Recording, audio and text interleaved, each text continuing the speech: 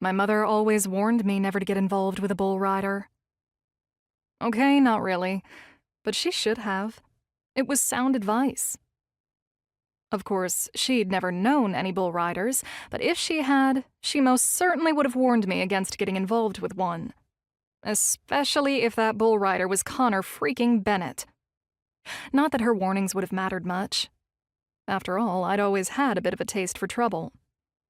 In the back of my mind, I'd known a man who had as much charm and swagger as Connor did would end up being nothing but trouble.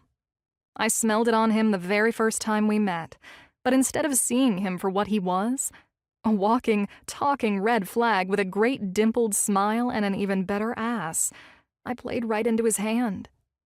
In my defense, he really had pulled out all the stops to win me over. My cell phone chimed with a text, pulling me out of my head and the memory from a few nights ago, when I saw that woman launch herself at him on camera and try to fish his tonsils out with her tongue.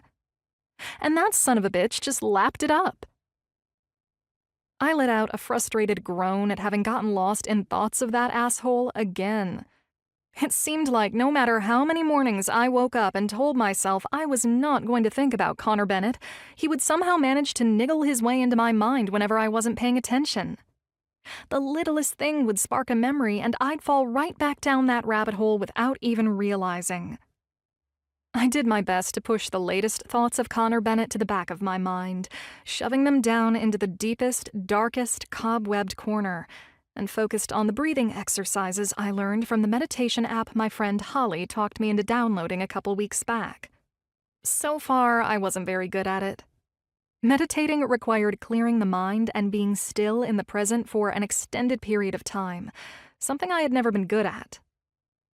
I could handle yoga thanks to the lessons my mom's great-aunt Sylvia had started giving me back when I was still a toddler, but that was only because by the time I started getting bored in one position, we were moving on to the next one. I was an active kid.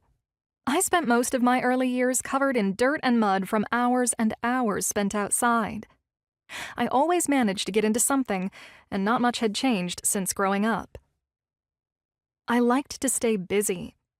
I tended to get bored easily, and when that happened, it usually resulted in me getting into some kind of trouble. I was the child whose parents were always getting calls from the school because I couldn't keep my mouth shut during class.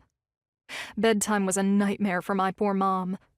Unless she managed to run me ragged in the evenings, I was a little terror who would climb out of bed 1,000,000 times for 1,000,000 different reasons before finally passing out a good 3 hours after I was supposed to be asleep.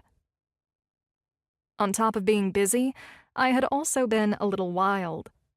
Although most of what I got up to was relatively harmless, I had driven my mom and stepdad up the wall, seeing as more than once I had been escorted home by the cops after one of my many stunts.